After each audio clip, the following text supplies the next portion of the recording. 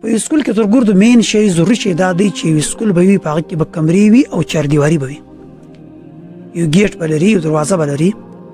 چې په کوم سکول کې کمرې وي په هغه کمرې کې به تر مین شی تر ګوردو غټ شی دا دی چې په هغه کې به هواداره کمرې وي، کړکۍ به پکښې وي، غټه دروازه به پکښې وي او داسې کړکیانې به پکښې وي چې هغه سره قدرتي هوا راځي،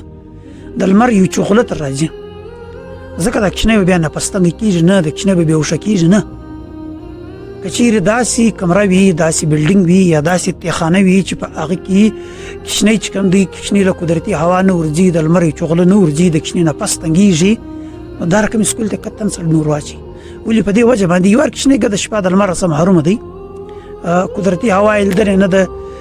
په کمره کې بیده دی، بیا چې سهار راسي د لمر تا په تیخانه کې کښېنوي، په تیخانه کې دا تاوان دی، یا په داسې کمره کې کښېنوي چې په کمره کې نه هوا سته نه څه سته، بندې کړکۍ دي، په شمسي باندې یا په بجلي باندې بلپان لګېږي، د کوچني د صحت به څه حالي؟ تا ته د یو ډاکټر پوښتنه وکړه، زه ډاکټر نه یم، چې د کوچني د صحت به بیا څه حالي؟